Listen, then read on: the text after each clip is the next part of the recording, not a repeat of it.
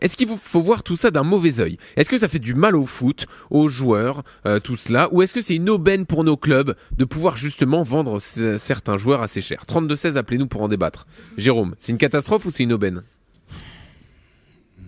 Pour les clubs, pour les finances des clubs, tu vas me dire que c'est une aubaine pour eux de vendre des joueurs, même des joueurs qui ont un certain âge, et de les vendre assez cher. Ça, c'est une aubaine ou ça t'oblige à en surpayer certains qui mettent en avant l'offre de l'Arabie Saoudite et tu dois t'aligner Non, parce que je pense qu'ils ne pourront pas s'aligner dans tous les cas avec l'offre d'Arabie Saoudite. Effort, en tout cas. Si le joueur met en avant ce côté financier pour prolonger dans le club où il est en Europe, je pense qu'il se met le doigt dans l'œil. C'est pas possible. Il n'y arrivera pas comme ça. Il y a des valeurs à garder, des valeurs. Déjà, les contrats ont bien augmenté sur les dernières années. Donc, je pense que le joueur de foot qui joue à haut niveau, il est pas malheureux en Europe. Loin de là. Après, c'est sûr que tu peux pas combattre contre l'Arabie Saoudite qui a des millions qui sortent de partout. Donc automatiquement, on le voit sur les offres. Mais je te dirais que pour les clubs, c'est une aubaine. Après, pour les joueurs, c'est catastrophique de partir trop tôt. Parce que j'en reviens encore à ce que je disais avec Jérémy hier.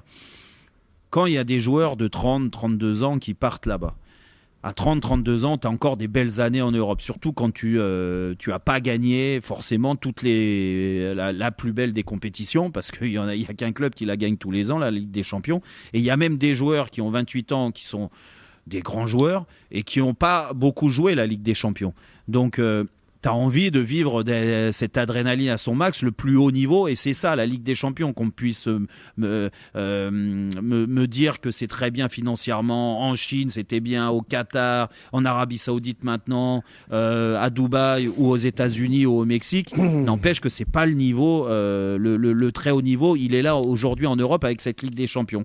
Et que pour les joueurs, partir aussi vite, moi je veux bien, même si tu prends plein de joueurs très talentueux de 25 à 30 ans en Arabie Saoudite, ça deviendra pas le meilleur championnat au monde.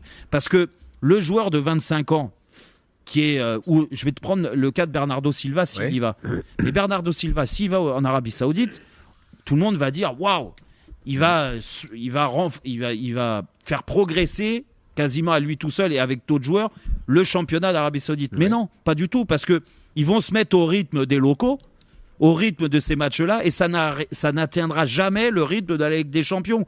Et c'est ça qu'on aime. Du moins, quand tu es un joueur de foot, tu es passionné, c'est avant tout de toucher le très haut niveau et de te dire waouh, là on y est, là il n'y a pas plus haut. Ça, c'est une satisfaction.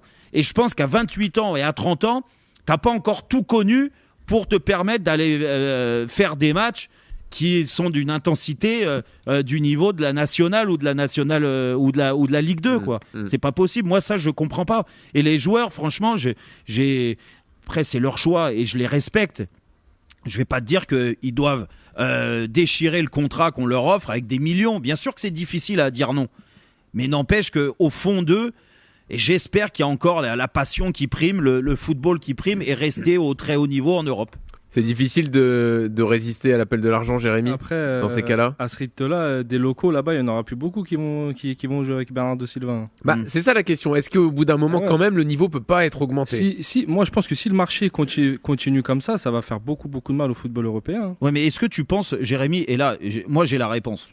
Vraiment, j'ai la réponse. Alors, dans le foot, il faut faire attention avec les certitudes. Mais la réponse, je l'ai. C'est-à-dire que même si tu me fais un 11 type avec des grands joueurs, Al-Tiyad là ou Al-Nasser dans ces clubs-là, et que tu as quasiment plus de locaux comme tu dis, tu crois vraiment que les joueurs ils vont être investis de la même façon qu'en Europe? Non, mais je pense pas. Moi, je suis d'accord avec toi sur ça. Mais le football change aujourd'hui. Le football change. Et peut-être que maintenant, c'est à voir combien de temps ça va durer cette histoire d'Arabie Saoudite, Qatar. Combien de temps ça va durer? Est-ce que ça va faire comme la Chine? Est-ce que ça va faire comme la Chine, un flop où au bout de 2 ans tout le monde revient, ou est-ce que ça va continuer, ça va durer dans le temps? Si ça dure dans le temps, ça peut faire peur au football européen. Il y a déjà des échéances quand même d'organisation de grandes compétitions. C'est ça, 2030. Sur ils ont fait aussi le championnat du monde des clubs là, non? L'Arabie Saoudite pour l'année prochaine. Oui. Ouais, c'est une évolution normale et c'est une évolution sociétale. Et puis, je pense qu'il ne faut pas s'amuser à lutter aujourd'hui avec ce genre de choses. Il faut essayer de limiter, mais il ne faut pas s'amuser à lutter. Il y a un sport qui a essayé de lutter, qui est le golf, et il y a une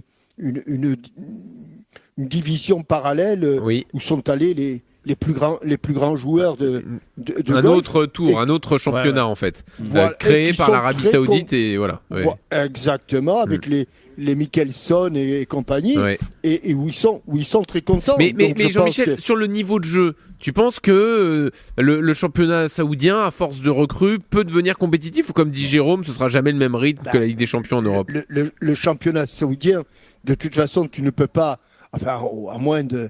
Non, parce que la plupart du temps, ce seront des joueurs en fin de carrière ou qui redescendent de l'autre côté de la montagne qui vont y aller, à quelques exceptions près.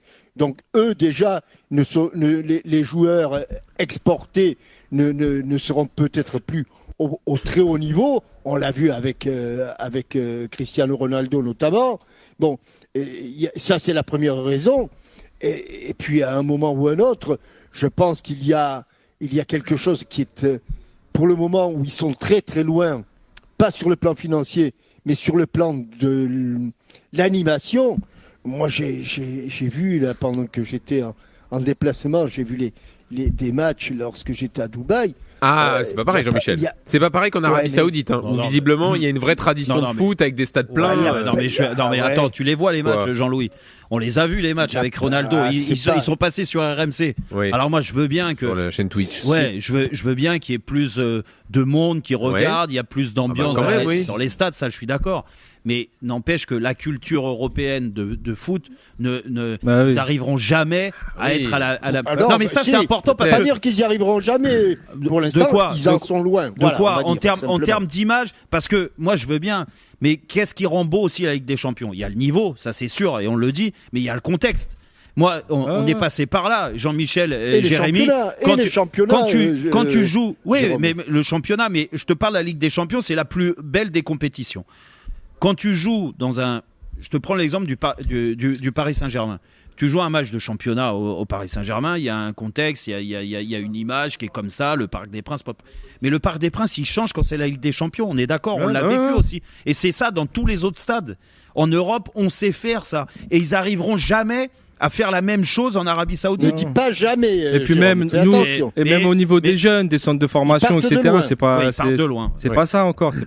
Le fruit de tous ces transferts-là, de tous ces grands joueurs, c'est nos centres de formation, c'est la qualité de tous les jeunes qu'on a en France ou en Europe. Donc pour l'instant, eux, ils n'ont pas encore ça. Donc pour l'instant, c'est bien, mais si ça continue dans le temps, ça peut nous faire du mal.